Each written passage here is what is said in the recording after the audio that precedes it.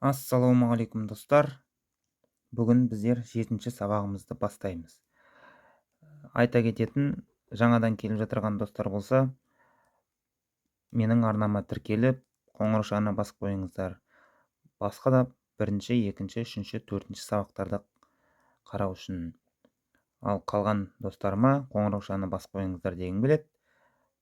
Келесі сабақтарды жіберіп алмау үшін. Енді біздер текшеміздің жоғарғы жағына сары қосуды жасаған болатынбыз алдыңғы сабақта. Сары қосуды. Енді бүгінгі біздің сабақтағы мақсатымыз жоғарғы жақты түгелдей сары түс қылуымыз керек. Түгелдей сары түс болу керек. Мына жерде енді қазір бізде 2 сары түс жетпей тұр. Ол мына жерінде тұр және мына жағында тұр. Жалпы бұл жоғарын түгелдей сары қылу алгоритмдер 7 қадамға бөлінеді, 7 этапқа бөлінеді. Бұны мен сіздерге қазір Фридрих әдісімен үйреткім келіп отыр. Бұл тез үйреніп алуға, тез құрастыруға оңай. Алгоритмдарын экран бетіне көрсетіп отырамын. Және мына экран бетіне көріп отырған барсыздар, қазір бізде 2 сары түсі жетіспейді. Ол мына 2 жанында тұр. Бұны біздер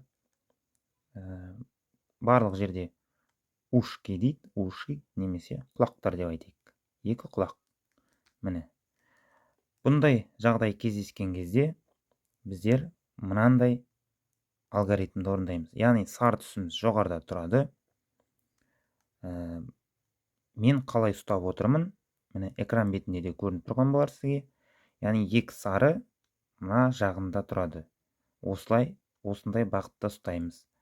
Мынау жоғары, мынау алды.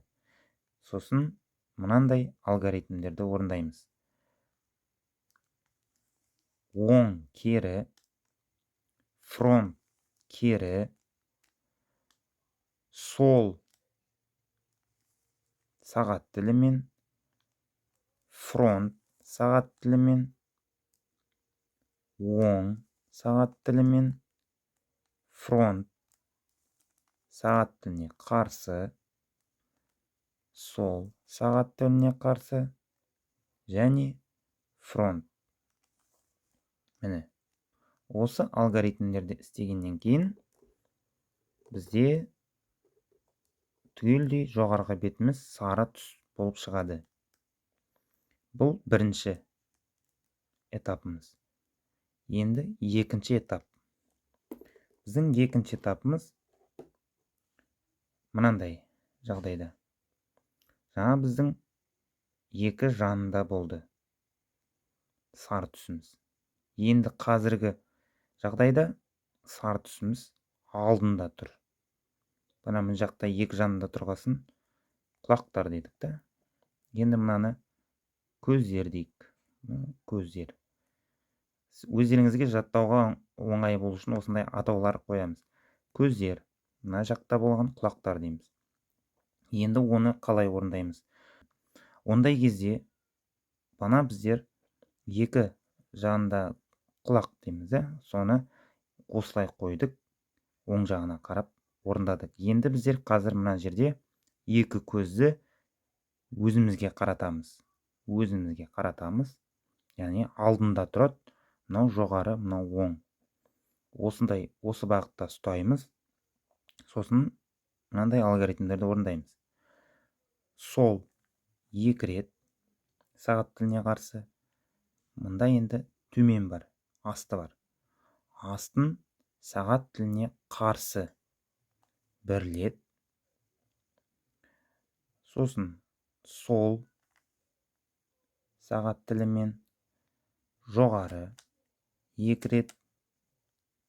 Сағат тіліне қарсы 1 рет. Және тағы да асты сағат тілімен сол сағат тілімен жоғары 2 рет. Сосын сол сағат тілімен. Міне, біздің сары түсіміз түгелдей құралып шықты. Бұл екінші этап, яғни глазки, көздер болды. Енді үшінші этапымыз дейік ал. Бұл жағдайда үшінші этапымыз мынандай сурет шығады. Яғни бұл этапты, бұндай жағдайды біздер балық деп алайық. Балыққа ұқсайды, рыбки деп айтады орысша.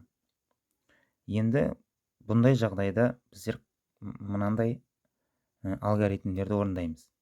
Орындамас бұрын біздің мына балықты қалай тұру керек, соны көрсетейін. Экранда да көріп тұрған боларсыздар. Мына жерде сары түс, мына жерде сары түс, және мына жақта сары түс. Міне, сары түс, сары. Осылай ұстауымыз керек. Мына жердегі сары түс мұнда.